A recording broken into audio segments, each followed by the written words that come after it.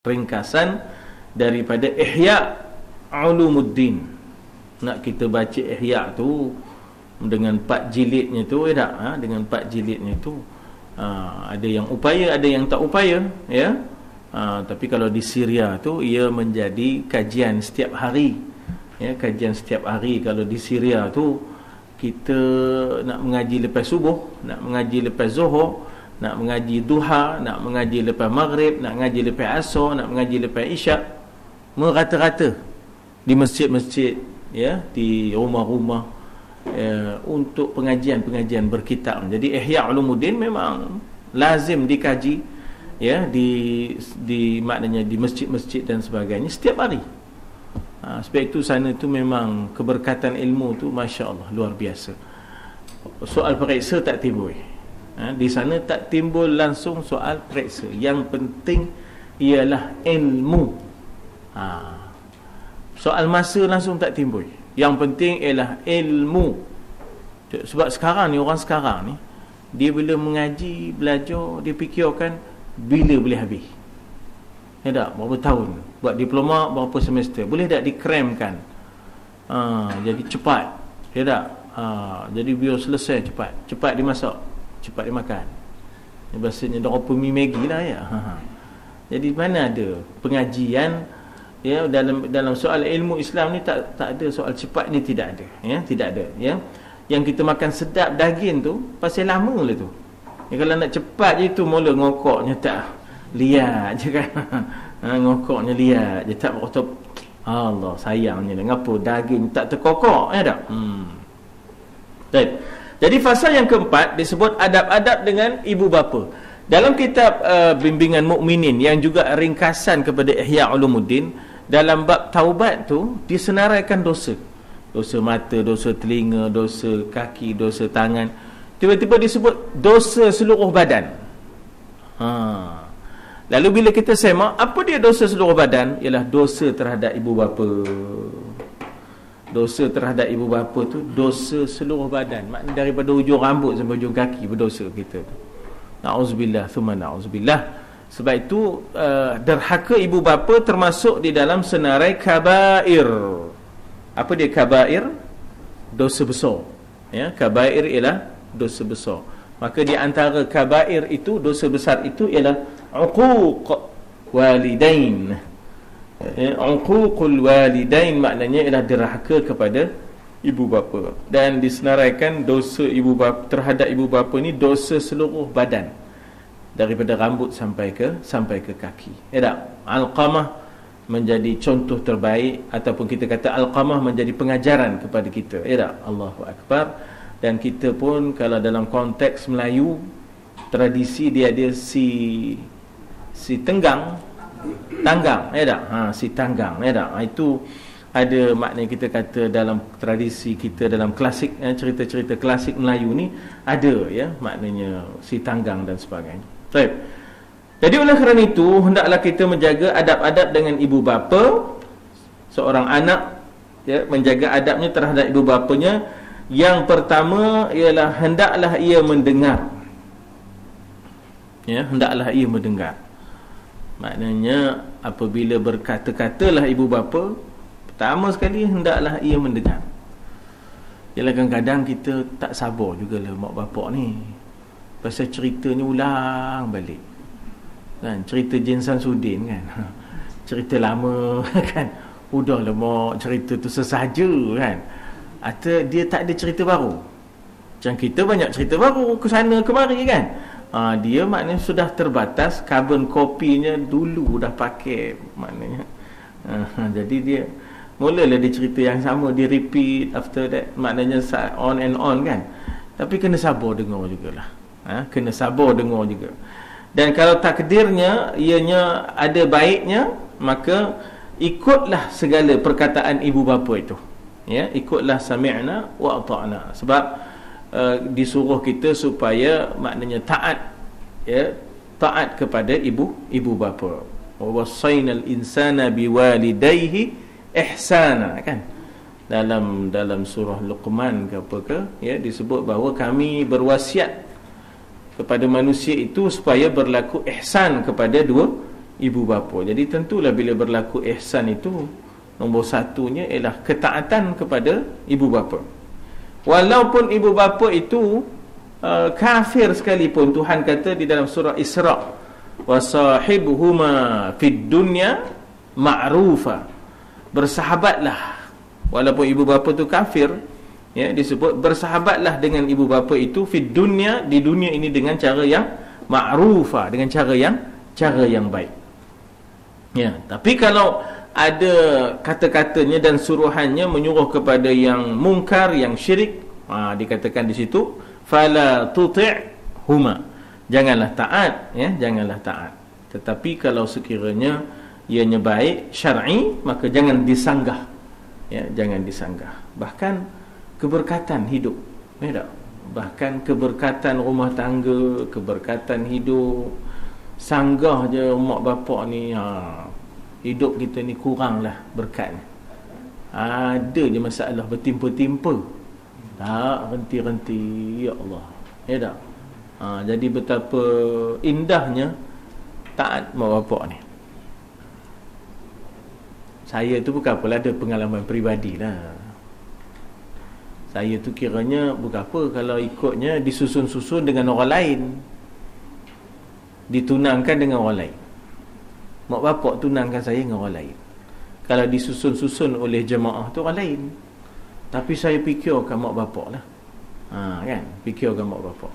Walaupun yang disusun oleh jemaah tu orang lain, tapi yang ditunangkan orang lain. Saya pun tak ada masa bertunang tu. Saya di Syria tu, kan, tak ada lara pun masa tu, ya, tak berlara, ya. Tapi mana buatnya, dah mak bapak hasratnya kopi tu. Tapi terasa lah tu, terasa sungguh, maknanya betapa taat mak bapak, ikut kehendak mak bapak tu, rasanya tak ada banyak masalahnya dalam keluarga, dalam masyarakat, dalam rumah tangga dan sebagainya. Tapi bila banyak sanggah mak bapak ni, ya Allah, bertimpa-timpa masalah, ya, bertimpa-timpa masalah. Jadi ini mesti ada suatu keyakinan dalam diri kita, ridha Allah bi ridha walidain, ya tak? Ridha Allah bi ridha walidain, keredaan Allah itu dengan keredaan mak bapak itu. Jadi maknanya Allah senang pada kita bila ibu bapa itu senang pada kita. Bila ibu bapa tak senang pada kita, Allah pun tak senang pada kita. Itu yang kita nak ikhtiar, usaha. Kadang-kadang terpaksa mengenepikan apa keinginan diri, keselesaan diri untuk mak bapak, ya.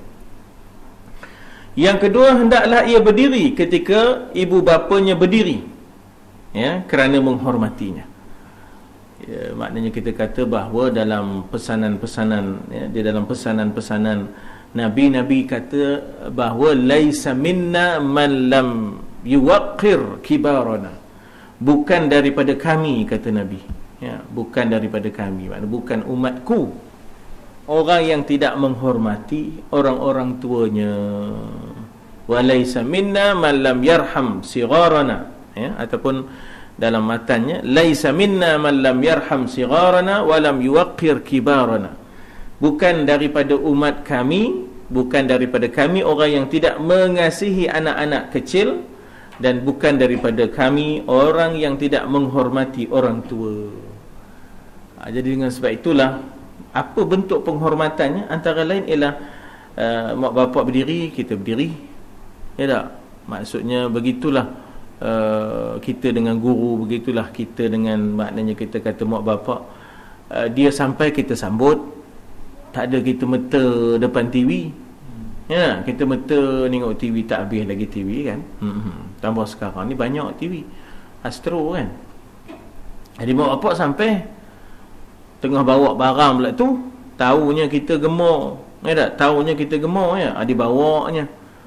Jadi ya Allah, jadi kita tu kena sambut, kena bangun, ya, berdiri kerana menghormatinya. Dan Nabi mengatakan bukan daripada umatku orang yang tidak, maknanya menghormati orang tuanya, ya. Walaisa minna man lam yuwaqqir kibarana. Dan selalu juga disebut dalam pepatah Arab, kama tadinu tudanu, bagaimana kamu melayan orang, begitulah esok kamu dilayan, ya. Maknanya macam mana kita melayan mak bapak kita, esok anak kita layan orang itu jugalah kita, Kalau kita orang kata, kalau orang kampung kata berat takbir, buat nohin je, ya tak? Nohin berat takbir, buat tak reti. Siap lah esok. Bukannya lama pun, ya tak? Maknanya bukannya lama, dia pusing balik. Ya, dia pusing balik. Sudahnya kita pun itu esok lah. Anak-anak tak adalah dengan kita, ya tak? Na'udzubillah, summa na'udzubillah. Nah. Jadi ini dalam soal penghormatan ni termasuk dalam kitab ini, dia kata dalam kitab ni, dia kata kalau boleh jangan kita berjalan, kalau boleh jangan berjalan mendahului mak bapak, nono je ke depan. Mak bapaknya Allah, ya tak? Slow je. Itu memanglah slow. Dah tak larat, ya tak? Dia nono je ke depan. Tambah kalau masuk Medan, ya tak? Masuk Medan, ya tak? Jadi ini kan kita bincang juga, isteri pun tak boleh begitu terhadap suami. Habis cicor ketah mana-mana suami. Udah suami pergi kaunter, kenapa istihar tak jumpa isteri kan? Lain kali berjanji lah senang, ya tak? Janji lah lain kali, ya tak? Mana ngejornya, ya tak? Mana ngejor.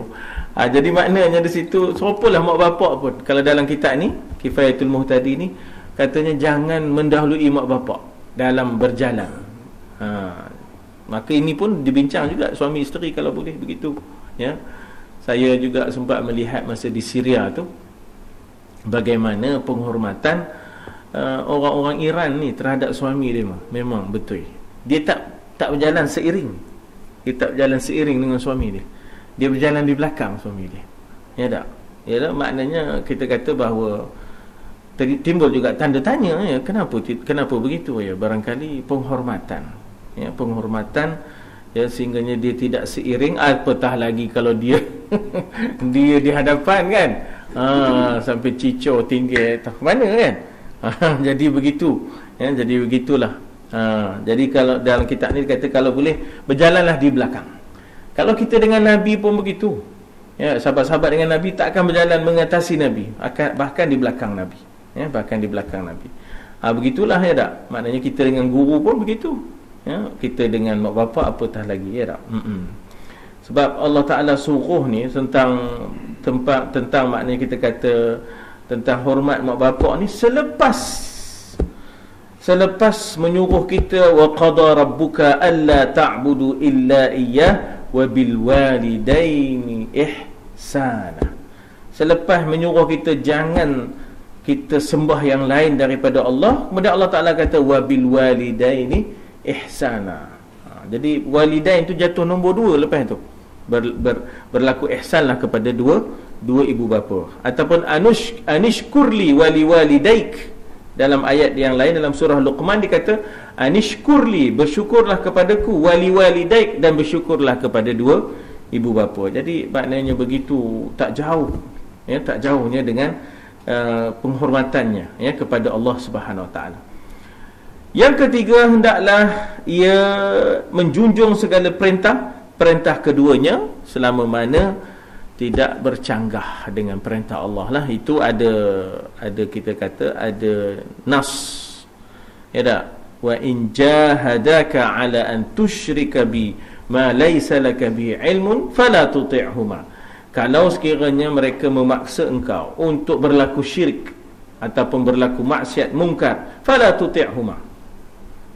Masa kami ziarah Ustaz Saleh apa, Haji Musa, ya, Saleh Musa, tentang bagaimana seorang pelajar universiti cuti semester datang ke pondok Haji Saleh di Sik, ya, di Sik. Nah, jadi student ini kata, tuan guru, macam mana saya ni, dia asal daripada Johor, ya, mak bapak saya tak bagi saya datang ke pondok, ya, mak bapak saya tak bagi saya datang ke pondok. Jadi timbul konflik dalam diri dia antara taat mak bapak dengan datang mengaji ke pondok musim cuti semester. Di rumah pun tak ada buat apalah, kan. Jadi kata di tuan guru Haji Saleh, kalau mak bapak larang sembahyang macam mana? Tak boleh lah, kenalah sembahyang. Sopalah. Ini mengaji ni wajib. Universiti yang kita belajar itu tak sepenuhnya agamanya. Dan dia pun bukan bidang agama pun, dia mengaji Universiti Melaya tu. Jadi sekarang ni mengaji ni wajib.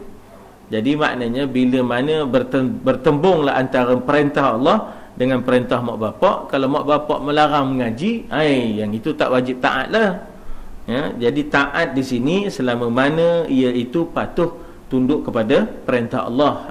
As-sam'u wa ta'ah ma lam yu'mar bi ma'siyah. Ya tak? Dengar dan patuh selama mana tidak diajak kepada maksiat. Fa in umira bi ma'siyah fala sam'a wala ta'ah. Kalau diajak pada maksiat, tak ada lagi dengar dan tak ada lagi patuhnya.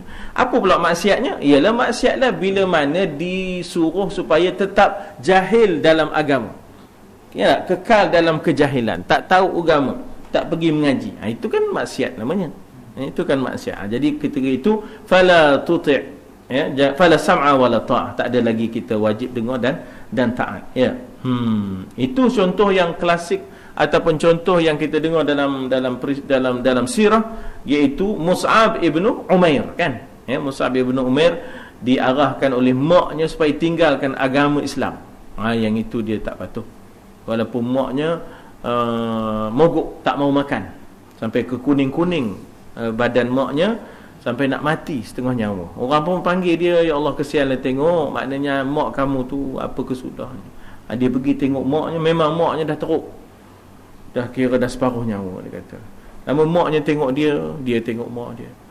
Kok mau simpati. Kok mau simpati maknanya lalu ditinggalkannya agama Islam, lalu ikut turut maknya, tak maunya. Kata di Mus'ab ibn Umair, ya ummah, law kanat laki mi'atu nafsin fa kharajat summa kharajat wahidah ma taraktu dina Muhammad.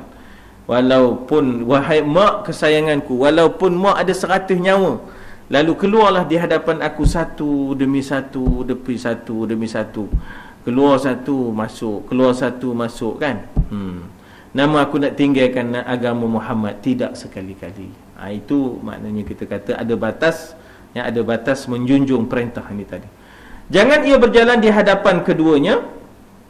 Ada seorang sahabat Nabi terkenal sebagai orang yang sangat menyanjung dan hormat pada mak bapak, tapi ada benda yang pelik dan aneh.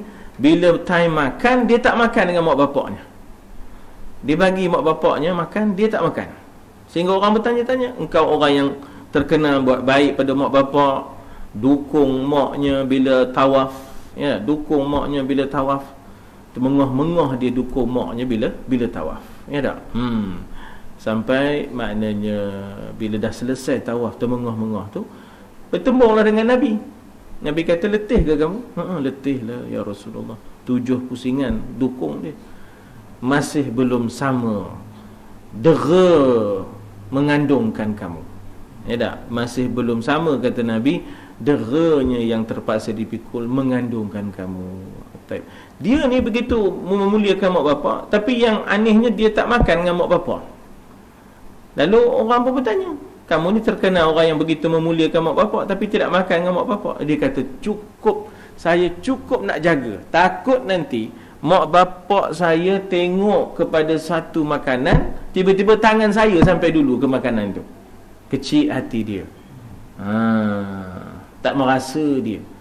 Itu yang saya tak nak makan sekali tu. Saya takut, maknanya katanya bertembung, maknanya keinginan itu tiba-tiba entah macam mana, oleh kerana kita orang muda, tangan kita sampai dulu, tangan mak bapak ngeletor, kan? Nak nyampe tu. Mak bapak kadang-kadang tak nampak, kan? Kita cedok-cedok, kan? Besar je cedok, kan? Kita dah tambah dah sepinggan setengah, mak bapak setengah pinggan tak habis lagi. Takut yang itu, kata dia. Itu yang tak sanggup untuk makan sekali. Ini nak ceritanya bagaimana jangan ia berjalan di hadapan keduanya. Maknanya jangan mendahului, termasuk makan tadilah.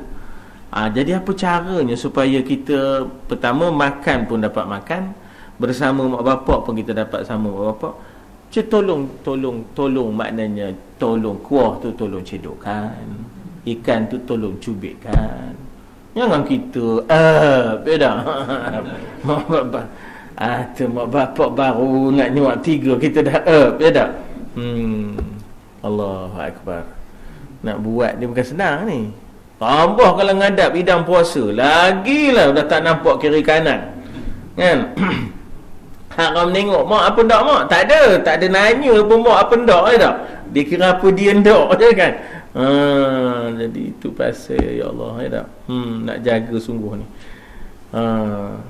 Jadi sebab itu kita kata bahawa al-jannatu tahta aqdamil ummahat. Tidak, syurga itu di bawah tapak kaki ibu ni tadi, nak jaga sungguh-sungguh ya tak. Memanglah bela mak bapak ni ya. Tak berdosa pun alhamdulillah dah. Pahala tu tak tahu lagi. Kan, bela orang tua ni tak berdosa pun alhamdulillah. Pahala tu belum tentu lagi. Ngapa? Rongok rangatnya banyak. Rongok rangat ni maknanya ya Allah, kata ya. Masih ni lepun ni dah. Masih ni lepun. Udah lu ya Allah, tu kan senang. Yang kelima, janganlah ia mengangkat suara lebih tinggi daripada suara keduanya. Ini juga di dalam surah Luqman. Wa idh qala Luqman li ibnihi, ya tak? Ya, apabila Luqman bernasihat anaknya. Jadi di antara nasihat Luqman juga terhadap anaknya antara lain ialah wala tusa'ir khaddaka linnas, jangan kamu menyombong, ya tak, mencebik mukamu dan menyombong, ya tak. Kemudian waghdud min sautik, hendaklah kamu menjaga suara kamu, ya tak. Inna ankaral aswat la sautul hamir, seburuk-buruk suara adalah suara keldai, maknanya suara yang melampau tingginya dalam keadaan yang tidak diperlukan. Allahu Akbar. Jadi itu yang makna kita terpaksa berjaga di situ supaya jangan mengangkat suara lebih tinggi daripada suara keduanya. Jadi dalam surah Luqman itu disebut bagaimana suara yang begitu hina adalah suara yang tinggi dalam keadaan tidak diperlukan. Ialah yang tercabar tu pasal mak bapak yang tak dengar tu. Itu yang ya Allah. Allah. Itu balik cerita tadi lah. Tak ada dosa pun lega dah. Bela mak bapak ni tak ada dosa pun lega dah. Nak dapat pahala tu entahlah. Ya tak? Maksudnya ialah bukan senang nak nyabar. Hati itu runguk rangat. Ya tak? Hati itu runguk rangat. Sebab itulah setengah kan dia main pas-pas, ya tak? Dia main pas-pas. Bila mak nak pergi rumah abang mak, kata kan. Dia pasal mak dah lama rumah dia. Mak bila nak mak pula tak nak pergi rumah abang, tak rasi dengan menantu sana kan. Mula dia nanya, ya tak? Allahu Akbar, ya, Allahu Akbar. Bukan senang ya. Tapi bertuahlah orang yang dapat menjaga mak bapak. Ya, bertuahlah. Yang boleh sabar dan dia terpilih. Itu memang tuahlah. Itu memang tuah, ya tak? Dalam kes yang orang terpenjara di dalam gua tu kan. Orang dulu-dulu begitulah. Resortnya gua lah orang dulu. Bila musafir kan dah nak berteduh tu di mana? Gua lah. Itu resort orang dulu-dulu, bukan macam sekarang. Orang sekarang banyak resortnya kan. Dulu gua lah resortnya. Jadi tak macam mana tiba-tiba kan terjatuh batu daripada atas bukit tu, gunung tu, lalu menutup pintu gua kan.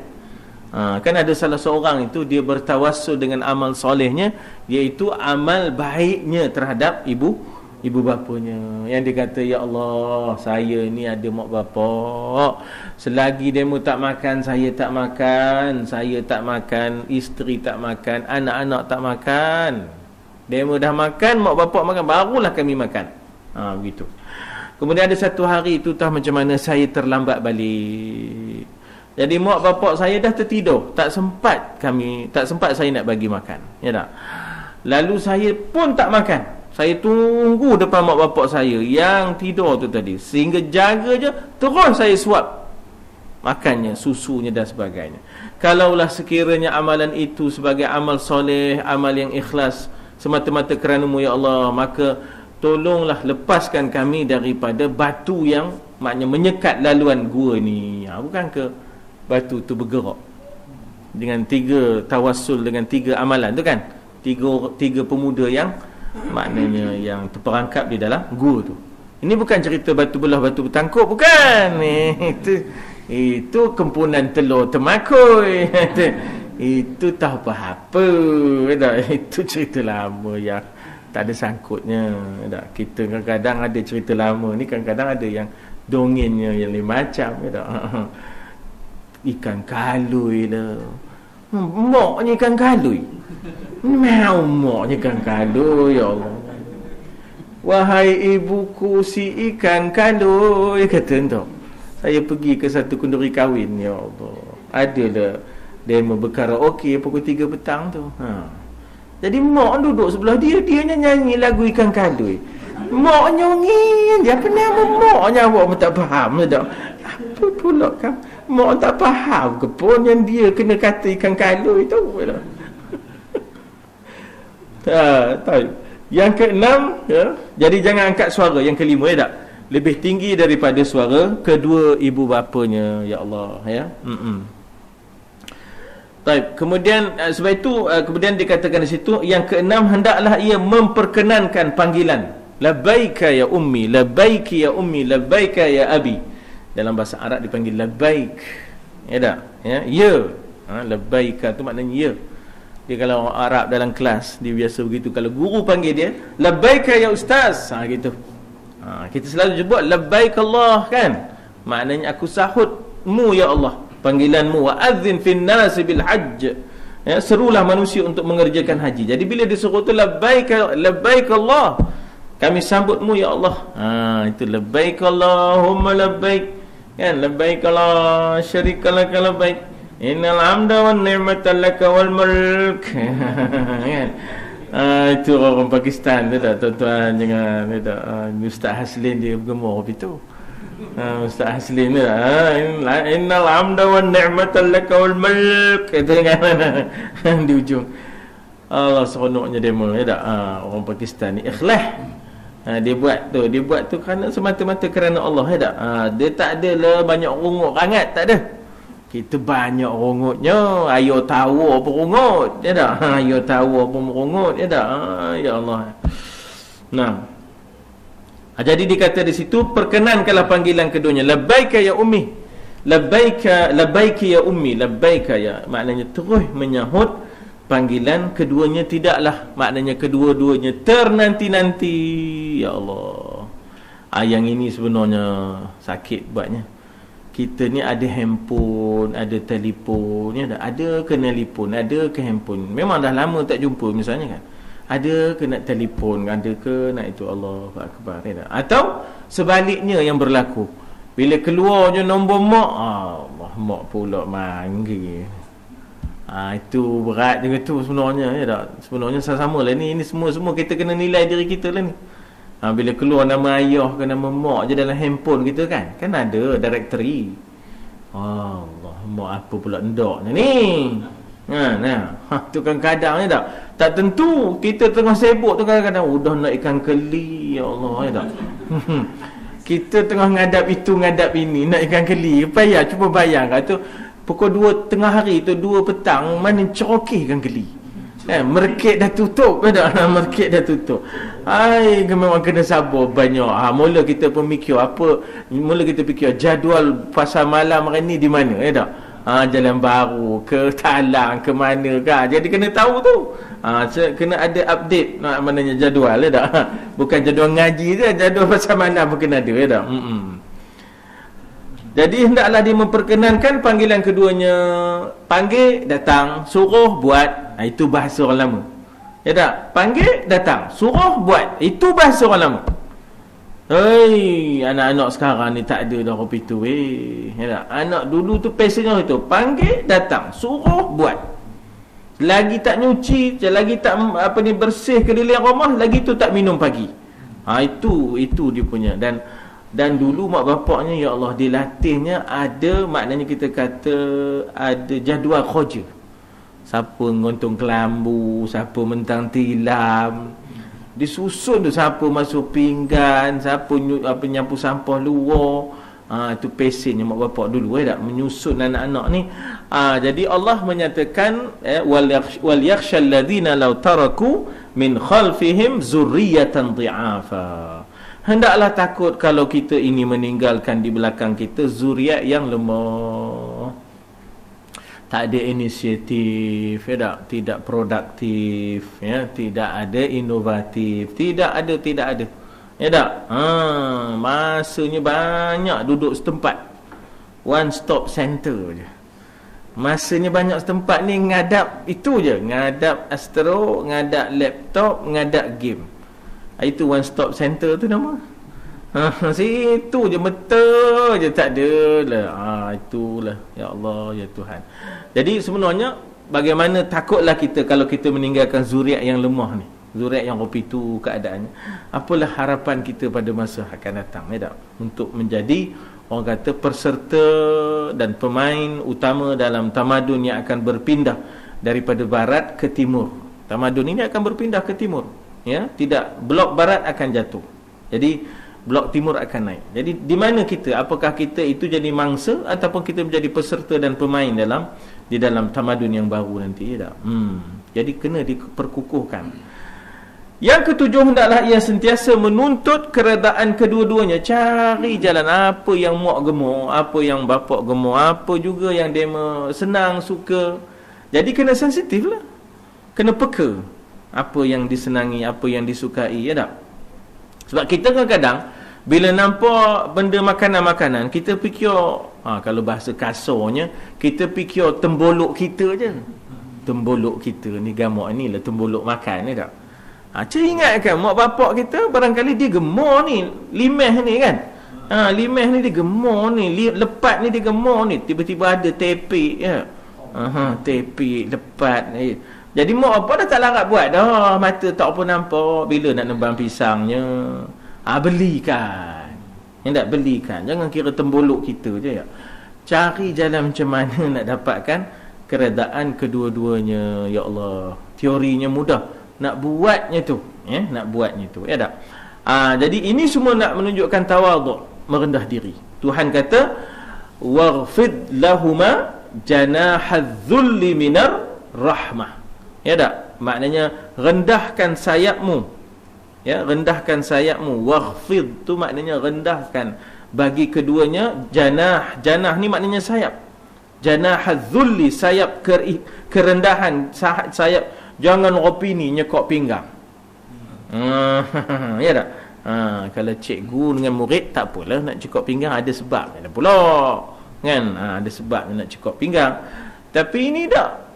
Dengan mak bapak cekak pinggang, mak dia macam Tuhan kata waghfid janahadh-dhull, waghfid lahuma janahadh-dhulli, rendahkan lambungmu, rendahkan sayapmu, mana rendahkan dirimu sebagai tanda rahmah, kasih dan sayang.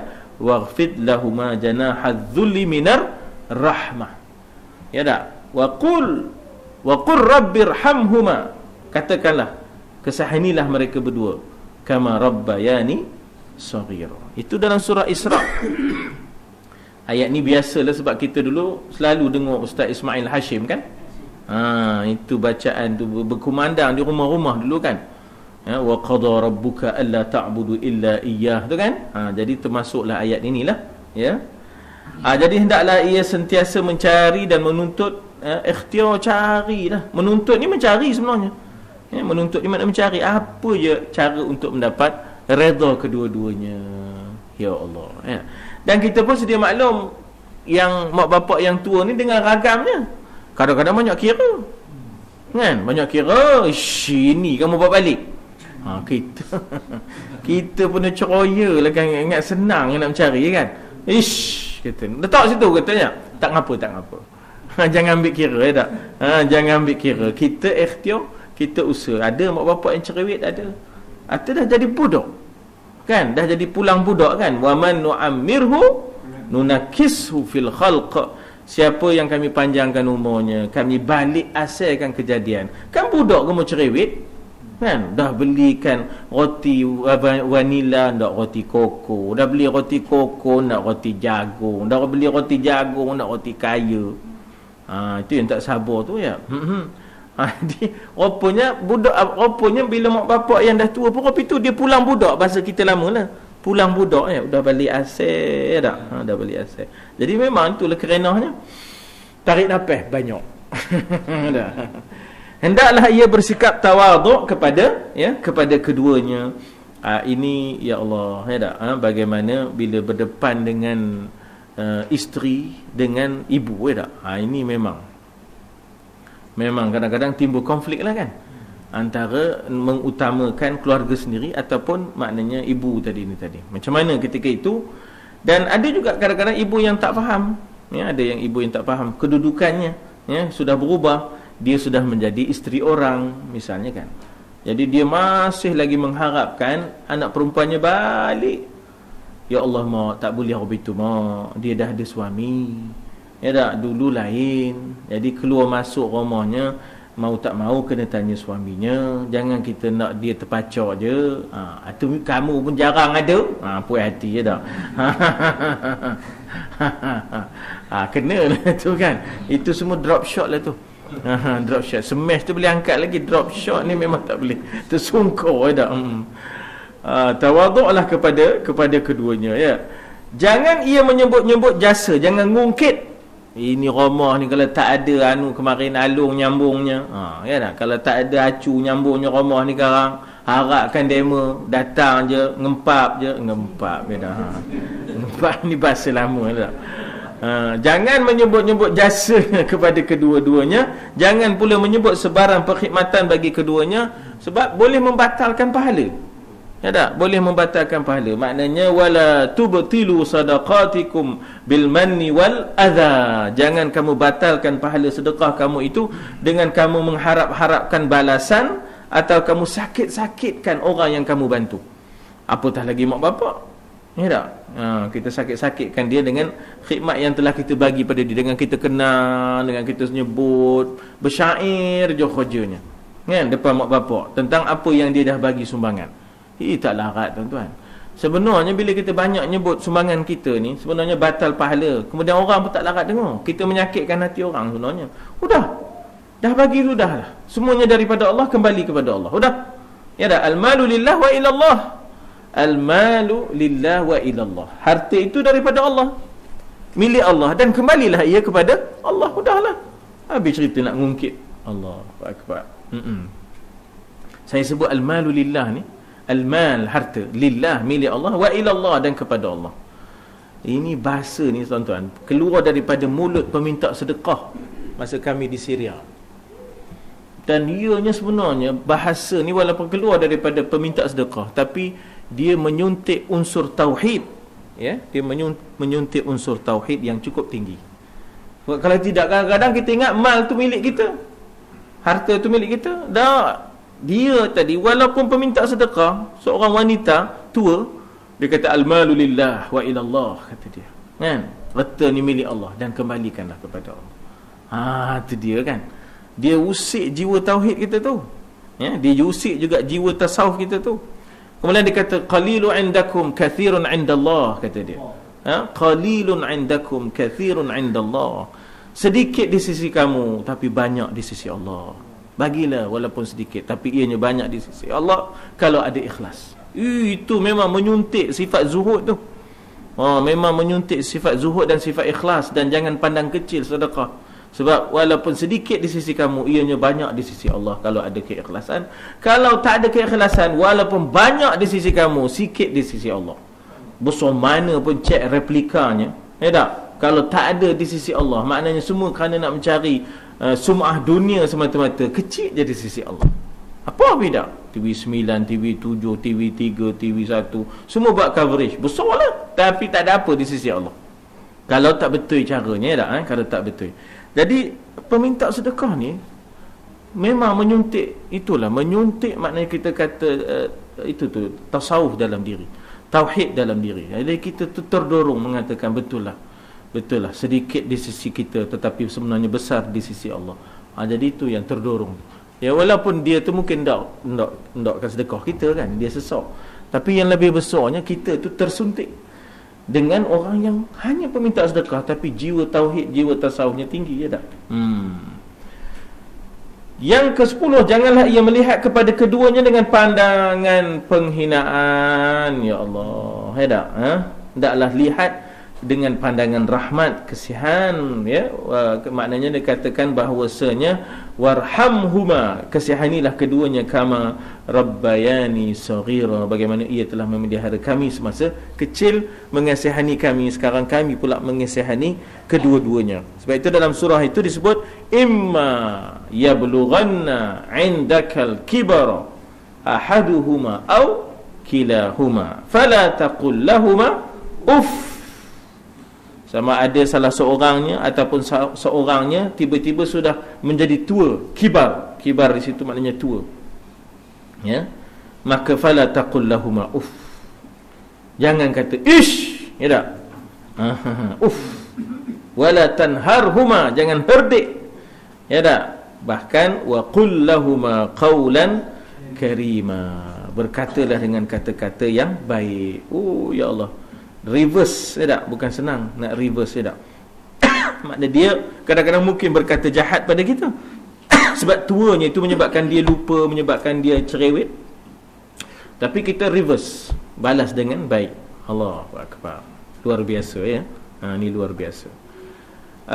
Dia kata di situ, jangan pandang dengan pandangan kehinaan, janganlah ia memasamkan mukanya di hadapan keduanya.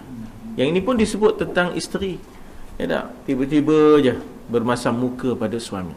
Jadi itu pun maknanya kita kata kena jaga. Apatah lagi mak bapak, apatah lagi mak bapak, jangan ia memasam muka di hadapan ya keduanya.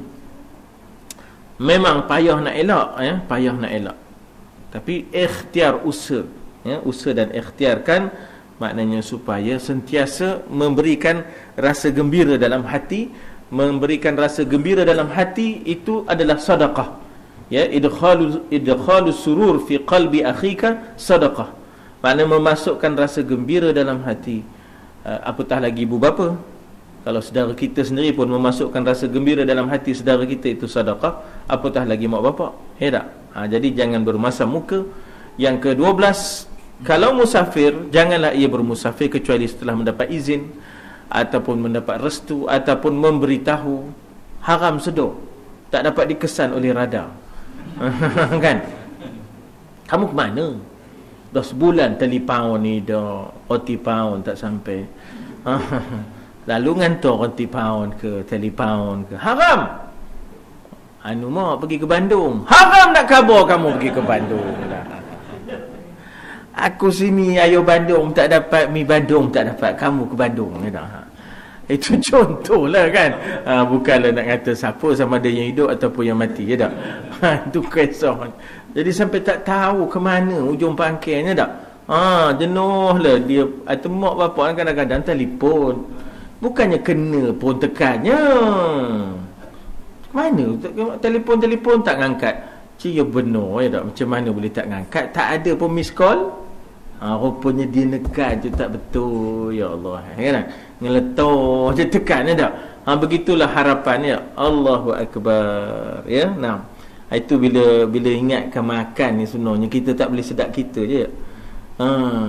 Jadi maknanya hendaklah dia sentiasa mendapat izin daripada. Dan ada tambahan dalam kitab ni, dia kata bahawa kalau sekiranya mati ke hidup ke, doakanlah keampunan. Ya tak? Itu yang kita dalam doa kita setiap kali lepas solat, tak lepas daripada memohon keampunan mak bapak, ya. Dan kemudian takdirnya apabila dia mati, ziarahlah sahabat-sahabatnya. Panjangkan silaturahim, ya, panjangkan silaturahim. Maknanya itu pun berbuat baik pada dia tu sebenarnya. Ya, disebut itu juga berbuat baik kepada mak bapak yang telah mati, iaitu menziarahi rakan-rakan taulannya. Ya, itu juga sebahagian daripada adab-adab kita dengan mak bapak.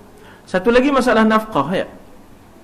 Ada mak bapak yang miskin, ada yang bapaknya yang pencen, masya-Allah lah, yang ada kependapatan dan sebagainya. Tapi ini yang tak ada pendapatan, maka dia kembalilah. Kalau dahulunya dia menanggung kita, sekarang kita kena menanggung dia lah. Pasal dia dah tak larat kerja, dia pula kerja sendiri dulu, tak ada pencen, ya tak? Jadi tak boleh dah kita kata dulu bapak dah kerja, dah ada reta, pula kami pula nanggung. Ialah dulu dia boleh mencari nafkahnya sendiri, sekarang dia dah tak boleh, dia uzur dan sebagainya. Jadi kita lah pula maknanya bertanggungjawab. Itu wajib memberikan nafkah, ya, wajib memberikan nafkah dan mesti dahulukan mereka. Ya, dalam soal kadang-kadang kita kata bahawa ada benda yang kita hendak, mak bapak hendak, dahulukan kehendak mak bapak. Ya, dahulukan kehendak mak bapak. Ya, tetapi di situlah maknanya memberikan tarbiyah, pendidikan yang berterusan dengan ilmu agama walaupun mereka dah tua. Tapi barangkali kita kata bahawa tidak mantap ilmu agamanya, yang itu pun kena juga. Jangan dibiarkan lalai akhirat, ya tak? Jangan dibiarkan dunia menguasai mereka pun, itu pun penting jugalah. Itu memang maknanya kita kata benda yang sangat mencabarlah. Sebab kadang-kadang dia bila sampai buang tebiat ni kan, dia tiba-tiba dunia tu lain macam pada dia. Udah lantak tukar-tukar kan. Jadi kita pun ngeling pada macam mana boleh tukar-tukar, umur dah 74 kan. Siapa punya tukar depan tu apa? Tukar apa lah? Banyak duit apa? Hutang lah. Dan ke apa? Kamu kalau tak dan kamu je lesung bayar kan. Kan sangat mencabar tu kan. Kan sangat mencabar kan. Itu dia kan. Allahu Akbar. Jadi kenalah hadapi karenah ni, ya. Kena hadapi karenah ni, ya. Naam. Situasi, ya. Karenah ni bahasa Arab tuan-tuan, ya. Qarinah, ya. Dalam bahasa Arab dipanggil qarinah, ya. Qarinah ni maknanya ialah qarin, ya. Qarin ni makna keadaan semasa, keadaan yang makna kita kata yang kita hadapi. Dipanggil circumstantial, ya. Dipanggil qarinah itu sebagai circumstantial, maknanya circumstance. Jadi bahasa Melayu qarinah tu, karenah tu sebenarnya daripada bahasa Arab, insya-Allah. Mari kita sejenak mengingat kasih ibu bapa yang tiada terkira, walaupun dirinya letih serta penat, namun di wajahnya tetap bergembira. Walaupun dirinya letih serta penat, namun di wajahnya tetap bergembira. Jangan jadi anak yang durhaka pada ibu bapa, pada ibu bapa. Balasan di dunia dah banyak terjadi, berbagai derita yang datang menimpa. Wahai orang muda, janganlah lupa, taatlah kepada dua ibu bapa. Nasyid lama lah, masa sama-sama Arkam dulu lah. Saya Arkam dulu, ke Johor lah saya ni, hijau, Soban hijau, Johor hijau kan. Jadi lagu-lagu ini Arkam masa itu, nasyidnya itu bukan komersial, nasyidnya itu tarbiyah kan. Kemudian kita pun masa itu dengar lagu, dengar nasyid anak yang dengar apa, ceramah anak yang soleh, Pak Yazid, Pak Yazid Jaafar. Ini orang kampung, dia orang Terong tapi duduk di Kampung Baru. Jalan apa nama tak? Kampung Baru tu Jalan Muda, Jalan Raja Muda ke jalan apa tak? Jadi kan ada satu kaset dia yang meletup, iaitu anak yang soleh kan, anak yang soleh. Ini tahun berapa ni? Ya Allah, tahun 74, 75 gitu, ya, 76. Ini zaman-zaman bunga-bunga dakwah, ya, ataupun bibit lah. Ya, zaman dakwah itu maknanya maknanya kita kata membibit dalam di Malaysia ni. Bagi yang baru-baru ni kan, kami ni mula berubah ni tahun 75, 76. Sebelum itu yang tuan-tuan puan-puan tengok arus di mana pop ye agogo apa semua tu, yang kadang-kadang keluar dah ulat bulu je nari kan, nari dah ulat bulu kan tu kan, kan. Jadi itulah rupa kami dulu sebelum 76 tu. Ya Allah, tak tahu nak ngapa kan. Tapi 76, 77 tu itu start. Ya Allah, di Universiti Al-Azhar tu kan, di rumah Malaysia Universiti Al-Azhar tu, dengan piano, dengan double bass je, dengan gitar je, dengan apa tu penuh. Atau masa itu ustaz kami dengan ustaz maknanya dansa lagi kan. ustaz kahwin dengan ustaz di sana berdansa tu dengan piano, dengan apa tu. 74, 73, 72 tu sampai ke level tu sebab mesir kopi tu. Sebab itu bila ustazah tu balik kemari, selendangnya pun nampak jambui, pakai gaun, ngajar tak ya. Bayangkan, itu dah kopi tu di Mesir. Itulah rupa kita tahun 73, 72 zaman Betty Grable kan. Ya Allah, apa tak kira. Berubahnya itu bila dah adanya dakwah ni, adanya Arkam, adanya Abim, adanya Perkim, adanya apa. Sampailah sudahnya ada maknanya usaha yang disebut sebagai penerapan nilai-nilai Islam dan sebagainya. Kita terpaksa ikut arus itu, dan masa itu perubahan berlaku dari bawah. Jadi yang di atas terpaksa ikutlah. Yang di atas terpaksa ikut. Jadi maknanya kita sebenarnya ingin supaya gejala ataupun kita kata fenomena dakwah ini berkembang, bukan maknanya semata-mata fenomena ilmu. Sekarang ni fenomena kita ni ilmu, banyak pengajian tapi dakwah dah kurang. Zaman itu kami dakwah kuat, dakwah ikut tabligh, dakwah ikut Arkam, dakwah ikut Abim, masuk outreach, pergi kampung, pergi apa. Jadi yang ini kita dah kurang. Time kita ni banyak, zaman kita ni banyak mengaji. Lepas tu dakwah tak ada. Dulu dakwah lebih, ngaji kurang. Ya tak? Jadi sebenarnya dua-dua tu perlulah.